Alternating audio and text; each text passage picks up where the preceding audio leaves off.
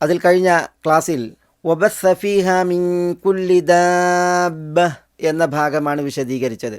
അതിൻ്റെ തുടർച്ചയിൽ ഇന്ന് നമുക്ക് പഠിക്കുവാനുള്ളത് വതസ്രീഫിർ റിയാഹ് എന്നതാണ്. ഇതിൽ കാറ്റാണ് വിഷയം.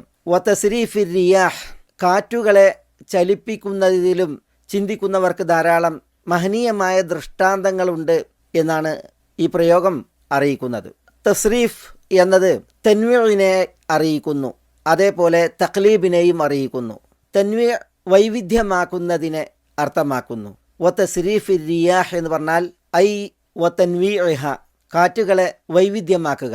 അതേപോലെ തസ്രീഫ് തഖ്ലീബിനെ അറിയിക്കുന്നു.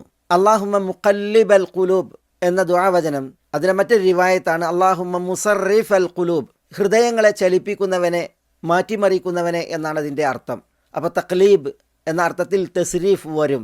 വതസ്രീഫിർ റിയാഹ് എന്ന് പറഞ്ഞാൽ കാറ്റുകളെ ചലിപ്പിക്കുകയും ചെയ്യുന്നത് എന്നർത്ഥം. അരിയാഹ് എന്നാൽ അരീഹ് എന്നതിൻ്റെ ബഹുവചനമാണ്. രീഹ് കാറ്റ്, അരിയാഹ് കാറ്റുകൾ. വിശുദ്ധ ഖുർആനിൽ ഏകവചനവും പരാമൃഷ്ടമാണ്, ബഹുവചനവും പരാമൃഷ്ടമാണ്. 14 സൂക്തങ്ങളിൽ 17 തവണ അരീഹ് എന്ന ഏകവചനം വന്നിട്ടുണ്ട്. അരിയാഹ് എന്ന് 10 തവണയും വന്നിട്ടുണ്ട്.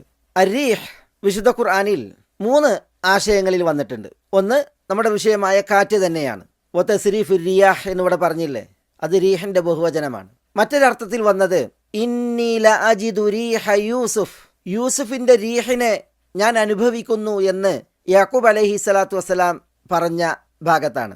അവിടെ റീഹ് എന്നാൽ റഈഹത്ത്, മണം, വാസന എന്ന അർത്ഥത്തിലാണ്. മൂന്നാമത്തേത് ശക്തി എന്ന അർത്ഥത്തിൽ റീഹ് വന്നിട്ടുണ്ട്. വലാ തനാസഉ ഫതഫ്ശലു വതദ്ഹബ റീഹുകും എന്ന് അള്ളാഹു പറഞ്ഞില്ലേ, നിങ്ങൾ അന്യോന്യം കൊമ്പുകോർക്കരുത്, തർക്കിക്കരുത്. അങ്ങനെയായാൽ നിങ്ങൾ ക്ഷയിക്കുകയും നിങ്ങളുടെ ശക്തി പൊയ്പോകുകയും ചെയ്യും എന്ന് അള്ളാഹു സുബ്ഹാനഹു വതആല പറഞ്ഞു. ഇവിടെ വതദ്ഹബ റീഹുകും എന്നിടത്ത് റീഹ് ഖുവ്വത്തിനെ, ശക്തിയെയാണ് അറിയിക്കുന്നത്. റീഹ് എന്നത് പൊതുവിൽ കാറ്റിനാണ് പറയുക. എന്നാൽ രണ്ടർത്ഥത്തിൽ രണ്ടിടത്ത് വിശുദ്ധ ഖുർആനിൽ ഈ പദം വന്നത് ഇവിടെ നമ്മൾ വേറെ മനസ്സിലാക്കി.